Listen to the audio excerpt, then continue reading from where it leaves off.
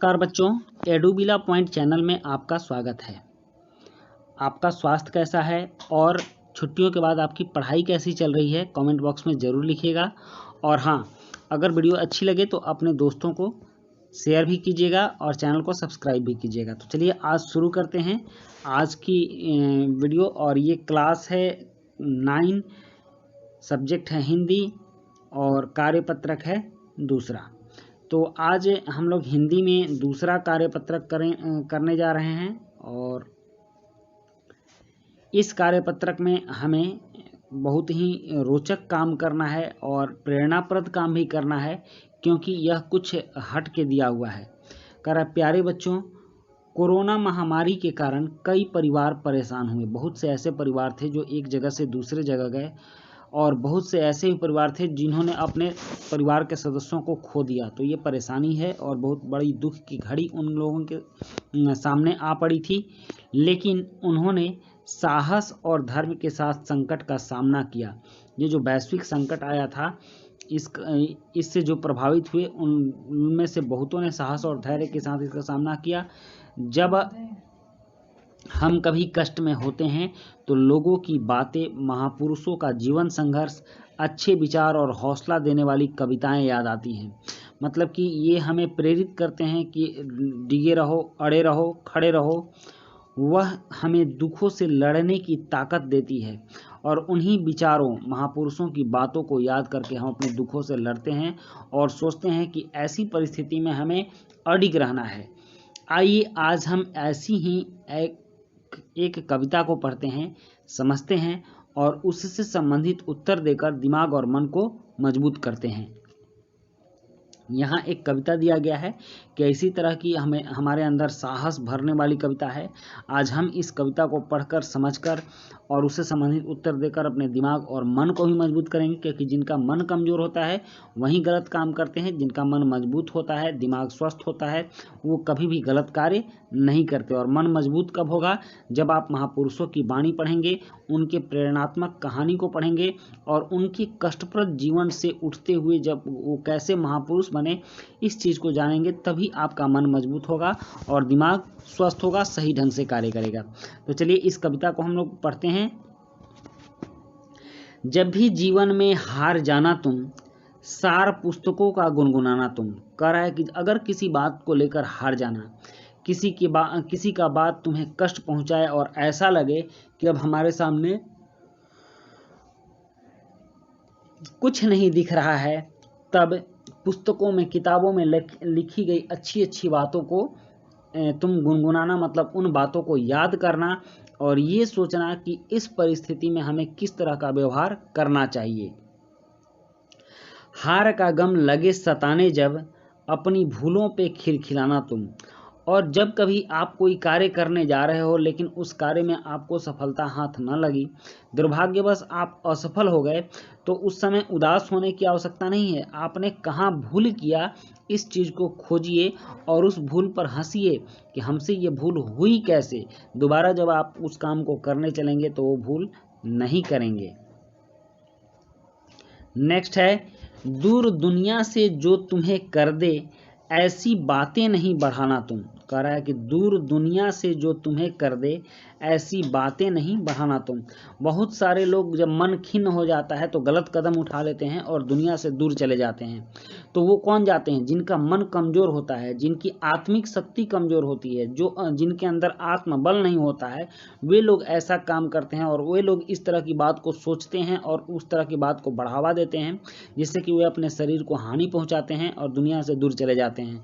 तो यहाँ कवि कह रहा है कि दूर दुनिया से जो तुम्हें कर दे, ऐसी बातें नहीं बढ़ाना तुम कोई भी वैसा काम मत करना जिससे कि तुम दुनिया से दूर चले जाओ। नीतियाँ दोहरी हैं नहीं अच्छी। दोहरी नीतियाँ अच्छी नहीं होती हैं। हमेशा एक नीति पर चलो, एक संकल्प पर चलो। जीने का एक नियम बनाना तुम। और वही कह रहा है कि दो नाव पर नहीं चलना चाहिए। जब भी हो हमारी एक विचारधारा होनी चाहिए और उस एक विचारधारा के सहारे हम अपने ज़िंदगी को पार लगाएंगे।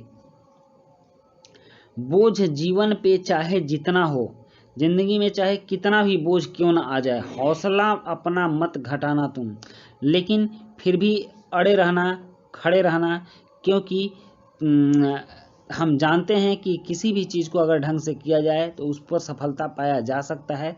तो इसीलिए ज़िंदगी पर चाहे जितना भी बोझ आए, अपना हौसला मत घटाना। वक्त कैसा भी सामने आए, अपना किरदार मत गिराना। तुम कह रहा है कि तुम्हारे सामने चाहे कितना ही कमज़ोर वक्त क्यों ना आए, कितना भी खराब वक्त क्यों ना आए, अपने पुरुषार्थ को तुम ढीला मत होने देना, अपने व्यक्तित्व को कमज़ोर मत होने देना, और तुम जिस पथ पर चले हो उस पथ पर खड़े रहना, अडिग रहना, अपने किरदार को मत गिरने देना। तो यह बहुत ही अच्छी प्रेरणात्मक कविता थी, और इस कविता के आधार पर कुछ प्रश्न भी पूछे गए हैं। जैसे कि यहाँ प्रश्न 1 है कि निम्नलिखित शब्दों के विलोम लिखिए, जैसे कि हार, जीना, गिराना, जीवन, घटाना और अपना। और उसके बाद प्रश्न 2 है कैसी बातें हमें आगे नहीं बढ़ानी है। और फिर प्रश्न 3 है कि हंसने के लिए कभी कब कब कह रहा है, मतलब कि हंसने के लिए कभी कब कब कह रहा है। और प्रश्न 4 है कि बात बढ़ाना मुहावरे का अर्थ लिखकर उसका वाक्य प्रयोग कीजिए। और प्रश्न 5 है वक्त कैसा भी सामने आए, अपना किरदार मत गिराना तुम। इन पंक्तियों का भाव स्पष्ट कीजिए। और प्रश्न 6 भी है आपकी प्रिय पुस्तक कौन सी है और क्यों। तो चलिए बच्चों, अब इन प्रश्नों के उत्तर लिखते हैं। यहाँ प्रश्न 1 है कि निम्नलिखित शब्दों के विलोम शब्द लिखिए। विलोम मतलब उल्टा शब्द होता है, विपरीतार्थक शब्द। तो हार का क्या होगा, हार का जीत। और जीना का विलोम होगा मरना। फिर गिराना का विलोम होगा उठाना, और जीवन का विलोम होगा मरण। उसके बाद है घटाना। घटाना का विलोम शब्द होगा बढ़ाना, और अपना का होगा पराया। अब है प्रश्न 2।